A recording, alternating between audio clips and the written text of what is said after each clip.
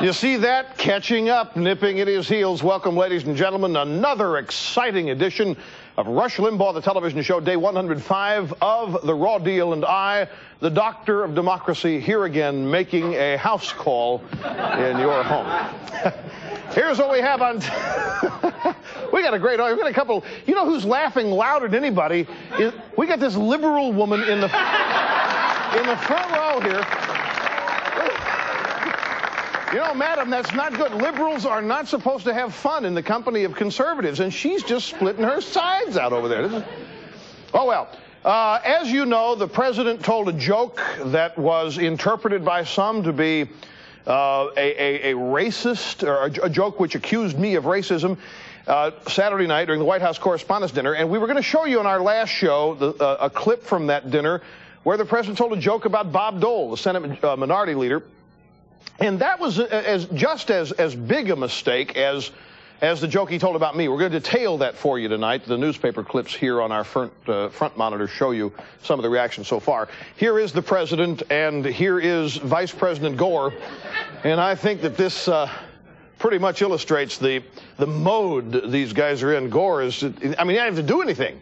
I mean, he's doing a real good job of staying out of the way, and he's even feeling a little pressure. We have some footage from our man in Washington, in D.C. for the White House Correspondence Dinner, some great interviews that we'll show you tonight. And if we get to it, I'm going to tell you what's here.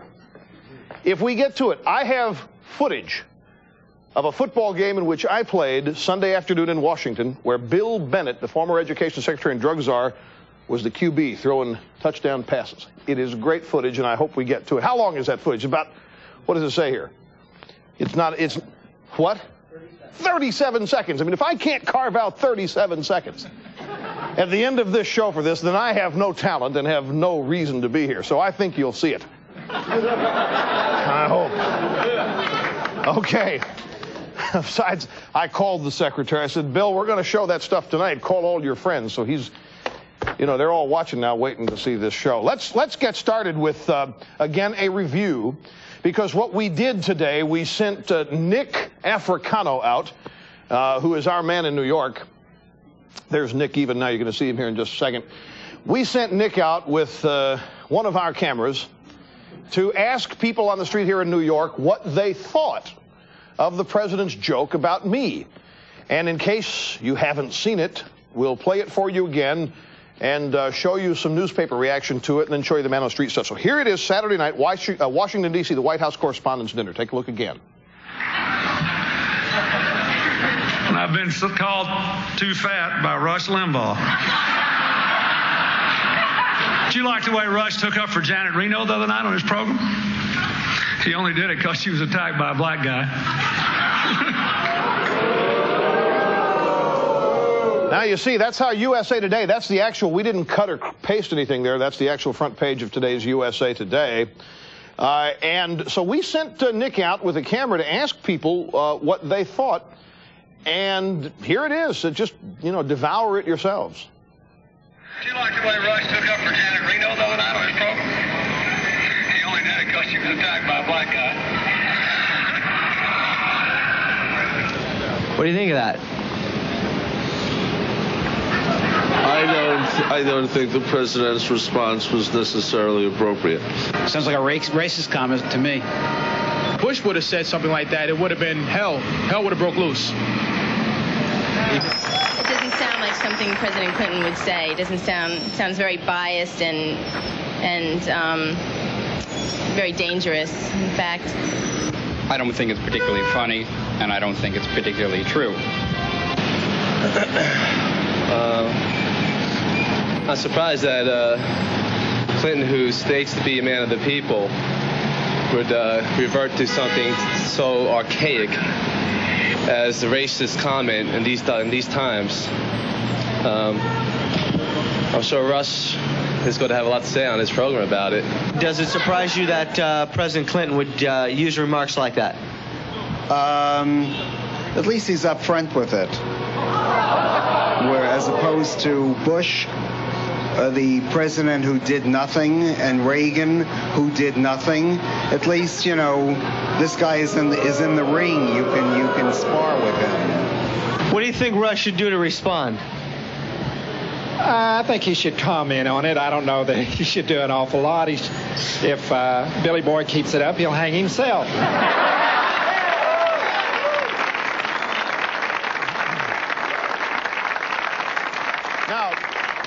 Now, just to reiterate, and I don't want to beat this too much longer, but my response still remains that I apologize to the president. I'm going to take the high road here and try to stop this before it gets any nastier than it is. Racism isn't funny, and I think George Stephanopoulos even today said it wasn't funny. We wanted it to be funny, but it wasn't. They're distancing themselves from it a little. In fact, Dee Dee Myers, try this.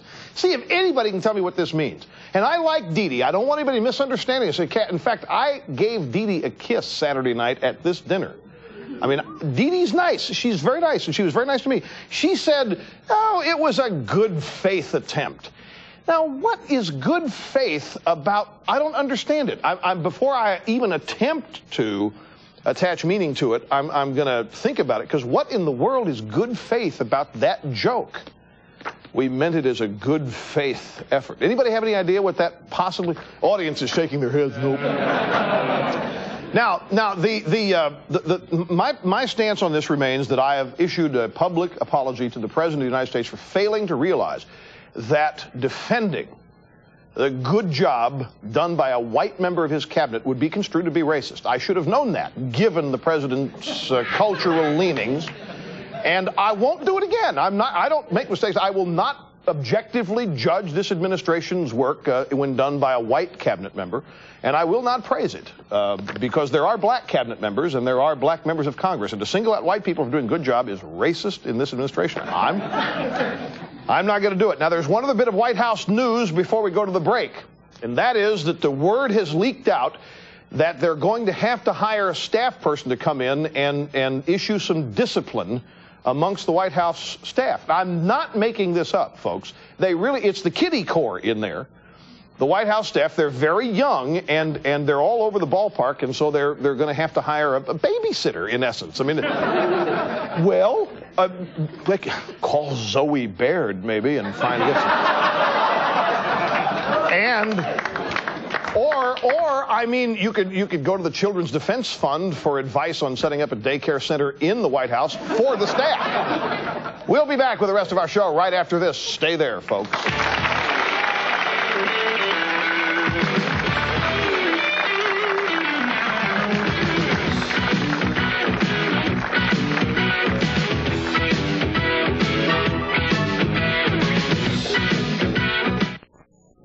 Hey, know how to combat liberalism? That's right, by reading my newsletter. Each month, the Limbaugh letter eloquently articulates the truth, my viewpoint.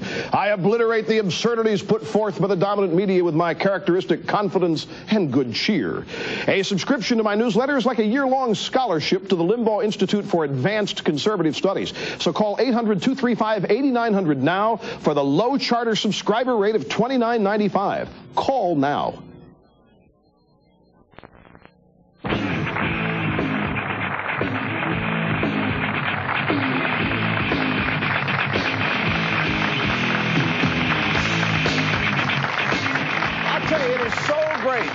So great to have these liberals in the audience. They are having more fun than they've ever had in their lives, more fun than a human being should be allowed to have. And just remember, madam, where you came to have this much fun.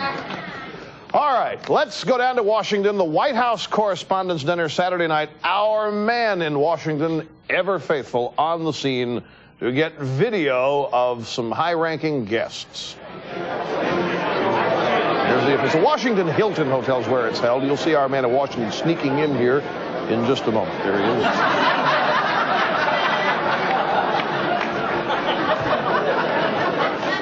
Our government has a lot to learn from Rush Limbaugh. Is Rush Limbaugh making a difference in educating the public? Rush Limbaugh has a lot to learn. There's no question about that. I think he certainly plays an important role. I think anytime you have a dialogue with people with different views, it's good for the country. A lot of people listen, I'm sure. Now, what they take away from it, I can't say. But listen, he's out there, he's talking to them, and that's how you influence people. Have you taken anything away from anything Rush Limbaugh said? I enjoy him. Rush Limbaugh is the greatest thinker in America today. The greatest thinker, in our party, their party, anybody's party, because he is not a politician. He's a commonsensical thinking American. Rush? Yeah. Rush doesn't like me that much. I don't think there's anybody like Rush. I have run into people all across America who have changed their minds because of what he has told them. I agree with 92.6% of what he says. It's like this dinner down here. It's good for those of us who suffer from outside the Beltway syndrome to get down here and see real life. Is Rush Limbaugh making a difference educating the American people? Oh, absolutely. No question about it. And I think everybody who's honest will have to admit that.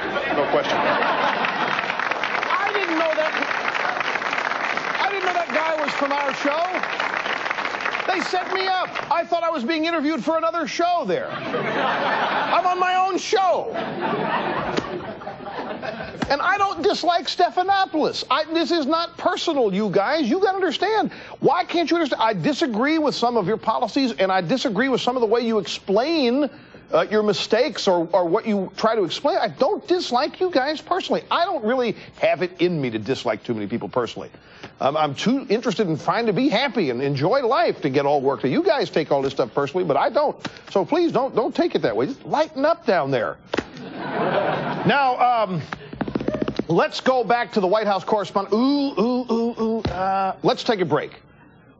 Now we better not. I'm being looked at with. I want to take a break. Okay, so let's go. Let's go back to the White House Correspondence Dinner. And here's the president now about Bob Dole. Now watch this, because we got a comment following this too. So here we go. I do want to apologize to Senator Dole about one thing. Seriously. We had this huge fight in the Congress on this jobs program, and the core of the Republican attack in the Senate was a community development block grant program, which was really a Republican idea that I liked because it gave governors and mayors a chance to create jobs. And for 12 years, I used it to put our people to work. And Senator Dole and all those Republicans said, "You just don't understand. This thing's full of pork. It's a dadgum scandal." I was appalled.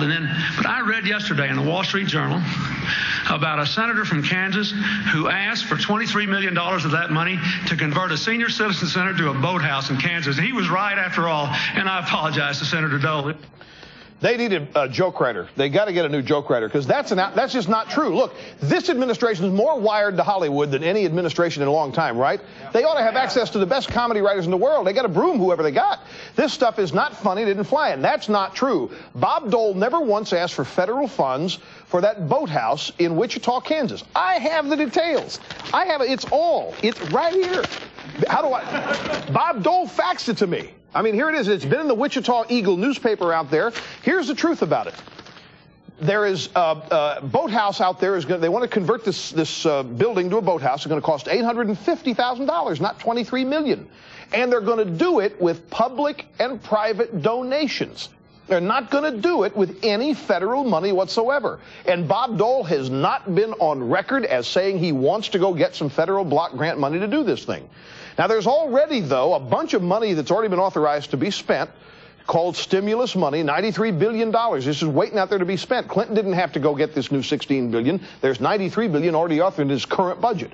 But the reason he doesn't want it is because it's not targeted to the people he needs to pay back. So, and he's apologized to Dole. I mean, they didn't waste any time apologizing for this because they were dead wrong. So, I mean, Saturday night was not a good night for President Clinton. We'll be back after this with the rest of the show. Health care next. Don't go away.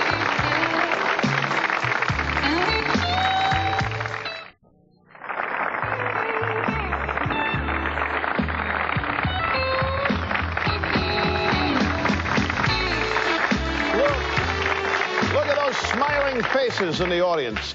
Now everybody's been having a good time since the moment I came into the studio. All right, now health care. I forgot to point, when I was running down Monitor Row at the beginning of the show, I forgot to tell you why we had Gore up there. Gore was on Meet the Press on Sunday for an extensive interview about health care. Now, you people are going to have to watch this, and you have to listen very carefully, because this is one of the most misrepresented, demagogued issues that's out there right now, what you think you're going to get and how they're going to pay for it and all that.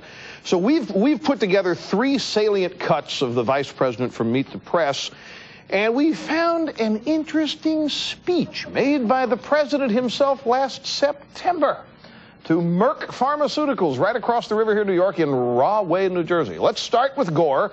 Gore here is talking about how well Hillary Clinton has done so far on the health care plan. Here's cut 1. Wait. Well, the final decisions on the design of the plan have not been made yet. Wrong.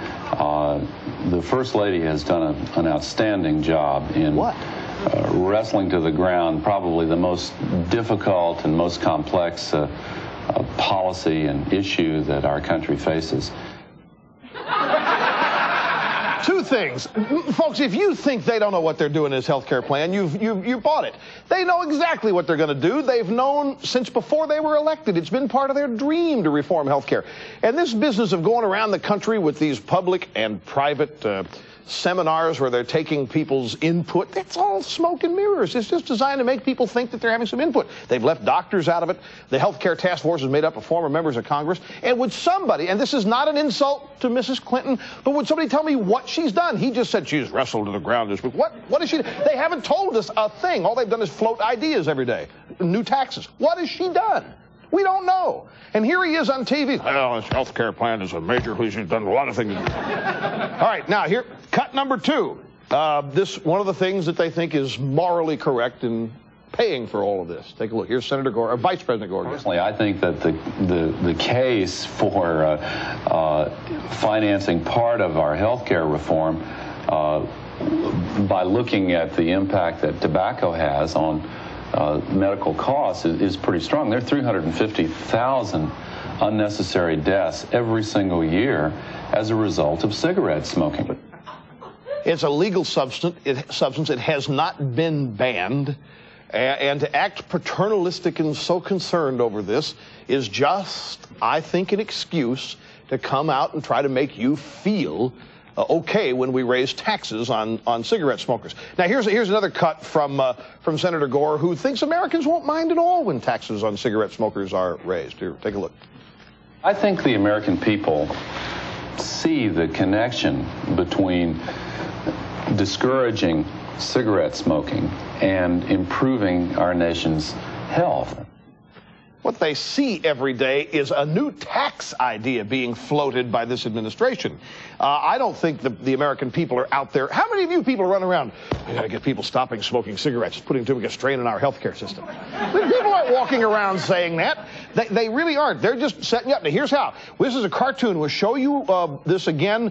This is from an Amarillo newspaper. This is a salt of the earth, folks. This is a guy who makes the country work. People like this, middle-class guy. He works at an assembly line someplace. Keep that cartoon up there. This guy is the guy that's working 40 and 50 hours a week, and he goes home and his wife won't let him watch football. He makes him clean up the table after dinner and do all this and finally gets some privacy. What does he do? He has a cigarette and a beer. This administration thinks this guy is the biggest problem in America, so that's why that bullseye is right there on his shirt, because he's the big target. You people who smoke cigarettes and drink beer, you're going to be paying for the health care plan. and you know what? You people are in the middle class, and you weren't supposed to have a tax increase. Now, let's go to Rahway, New Jersey.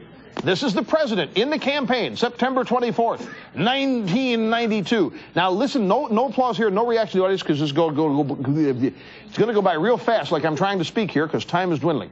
Now, listen very carefully here to what he says. This is a private system. It is not pay or play. It does not require new taxes. It will preserve what is best about the present health care system, but it will also incorporate what we have learned about what is wrong. Did you hear that? How many of you heard it? We require no new taxes. Did you?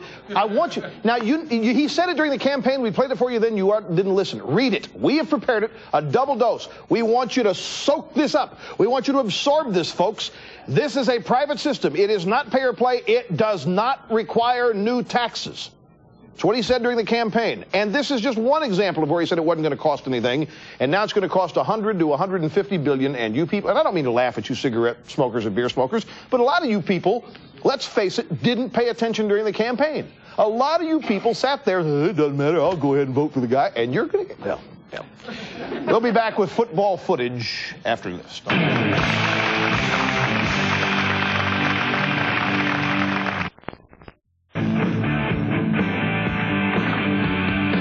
And we're back, and we got to go fast. Let's go straight to Washington, D.C. Woodrow Wilson High School, Sunday afternoon. Bill Benedict, quarterback. There he is.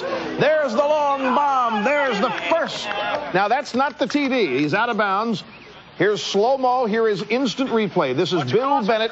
This is the TD pass. Look at this catch. Look at he dives 2 feet in. That is Bill's assistant. That is Pete Warren. That's Bill's assistant. A bunch of great guys who played on Sunday afternoon down in Washington, D.C. There's Bennett. See, he goes down to congratulate the guy who makes the play. He was down there. Here's yet another play. This is we just mopped them up, folks. I was on that team. And we're out of time. We'll see you on our next show. See you later. Services provided and promotional fees paid by the following. Rush Limbaugh's Wardrobe by Rochester, Big and Paul.